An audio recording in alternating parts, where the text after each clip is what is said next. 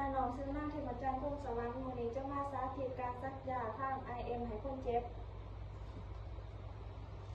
คนเจ็บชื่อนางไพดินอายุ23ปีบ้านพระปูดน้อยเขาห้องหมอไหล3วันแล้วในแผนการเป็นปัวแม่นให้วิตามิน B6 ซักยาทาง IM สบายดีเอื้อยแม่นแต่ไพดินบ่ได้บ้านพระปูดน้อยแม่นโดยน้องชื่อนางทิพจันทร์เป็นนักศึกษาพยาบาลปี1เด้อมื้อนี้จะมาซักยาวิตามิน B6 ให้เอื้อยเพื่อเสริมสร้างภูมิคุ้มกัน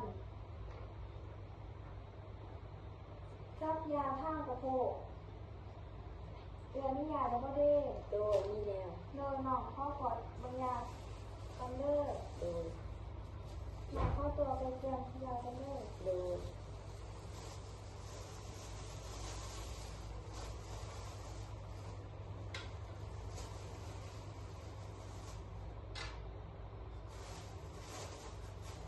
ก่อนจะซักยาให้คนเจ็บเขา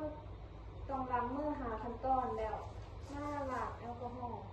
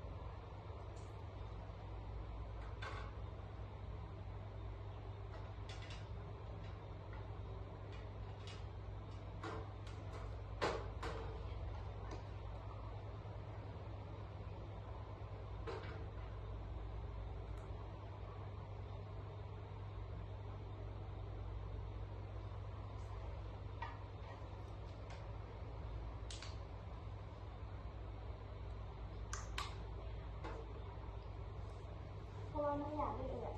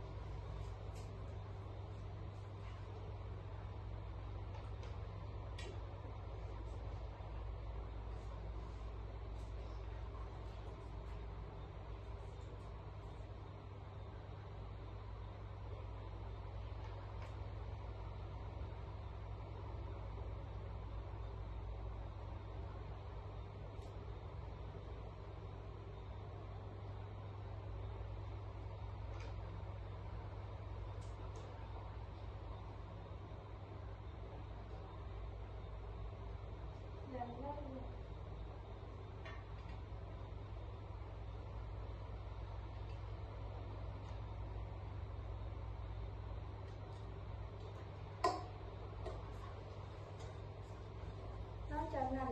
แม่อุปกรณ์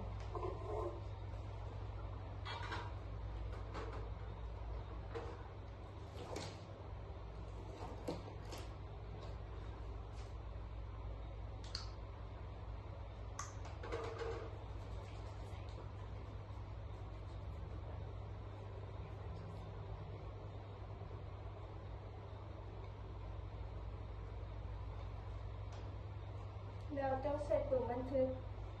เข้าใจ